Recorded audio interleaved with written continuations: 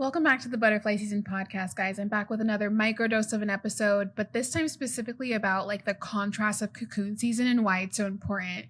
And so I did an episode with Lori Harder a handful of episodes back. If you guys haven't listened to that one, it's really good. It's about her pivot from light pink to H2 glow. And in there, she had made a comment about like how not so great seasons or cocoon seasons are really opportunity for contrast, and the importance of contrast is crucial in our personal development, but also just understanding that like good cannot exist without your awareness of it. And if nothing not so pleasant ever happens in your life, you will never know like what's actually good. And that's kind of like a whole mind fuck in itself. But really, I do believe that like contrast helps us gain clarity. I even think about like a more simpler times, like when I was in college, the contrast of taking internships and having not great ones and great ones, or some that, and I don't mean not great in terms of my experience, but just in terms of what I was doing, I just wasn't crazy about it.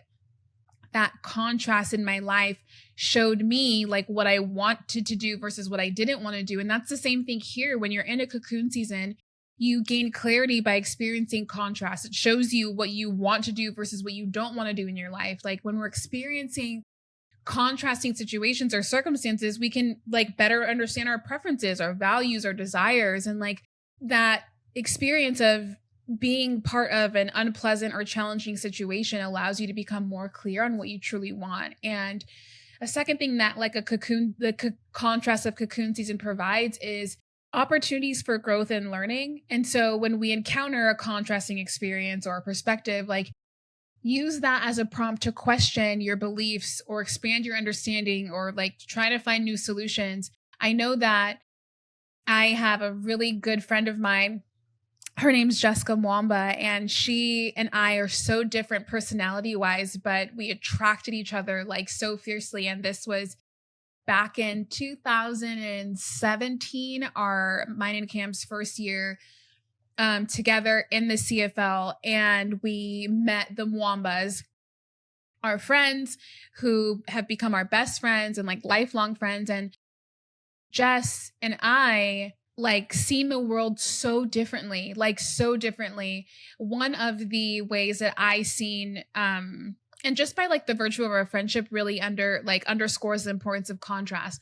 I experienced a different set of circumstances in growing up in life than she's experienced a different set of circumstances in going through life. And so we often had opposing views on how things were handled, but we approached those views with compassion and love and empathy.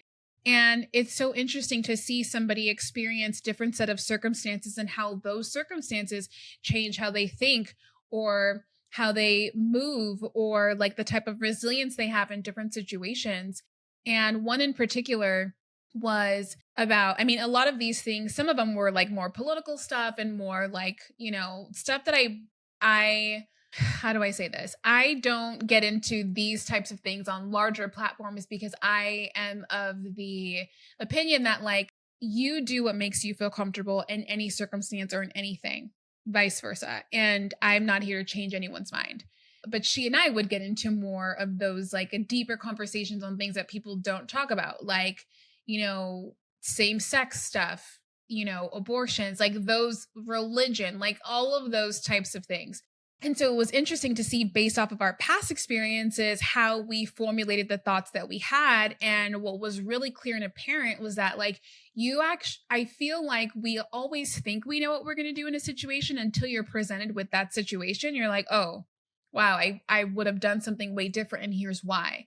And so one of the ones that was really powerful and it didn't really resonate with me at the time and over time eventually stuck with me was she and her mom specifically were very, very, very spiritual people. And they're African. She's Ghanaian. And I've found that like they're just super spiritual, like in our like Western woo-woo vibe. Like it's a lot of the same things. And there was one time where she was over and her daughter was over and her daughter was like screaming, yelling, but like having a good time and just like being fun, crazy, silly. And I made a comment and I was like, oh my God, Thea, you're like screaming like a psychopath. Like just to say, like, I probably said that a bajillion times, like with no intent by the words and by any negative sense at all. And she told me, please don't like ever say anything like that to my daughter again. And I was just like, say what? Like, what did I say? I didn't think I said anything bad. And she had told me about like the power of like your words, especially over kids who are more susceptible to things. And I think we've seen that a lot, like in the women empowerment movement a few years ago, where it was like, don't call a woman bossy. Don't call a little girl bossy because that's a negative connotation. She's probably a leader, strong personality, all of the things. But when you say bossy, it has a negative connotation to it and can like foster beliefs in the child that they are a certain way because so many people tell them and they could think negatively about themselves. Anyways, that same premise. And so I was just like, okay, like honored that, didn't think anything of it at that time, didn't even like believe in it until I started to like deepen my own spiritual journey, which honestly was like probably 3-4 years later. Specifically, I read the book, The Game of Life and How to Play It, and how the power of your words, the power of the tongue on a biblical sense, but just like the power of your words in general, especially over children and babies, is just, you have to be mindful. And so literally like 3 years later, I text her, I'm like, hey, do you remember that one time? She was like, yeah. And I'm like, I'm just like wanting to like apologize for it again with a new level of understanding because yada, yada, yada. I share that with you because like those contrasting situations gain clarity about like preferences and desires, and you begin to develop a different sense of gratitude for the positive aspects in life, but also the negative aspects in life. You learn from those challenges, you cultivate empathy and compassion, which is like exactly what happened here.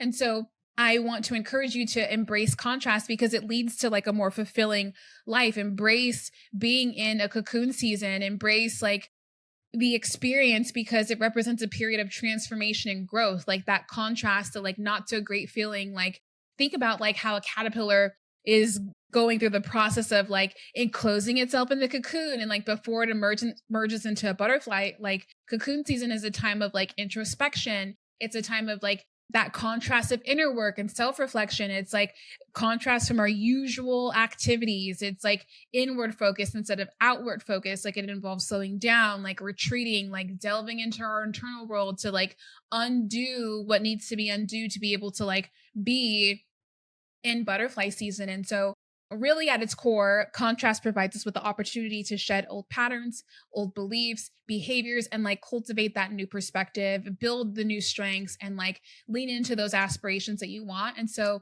just know that like contrast is good. Cocoon season is good. Like contrast shows us that there is like exactly what we want is there. And that's what the purpose of contrast is. And so that is my microdose of an episode for you on cocoon season and the power of just like embracing contrast. And so if this resonated with you, post about it online, tag me. It literally like nothing lights me up more than like sharing this journey with you guys on butterfly season and cocoon season, but also just like being in community with you all is literally like my favorite thing. So until next time.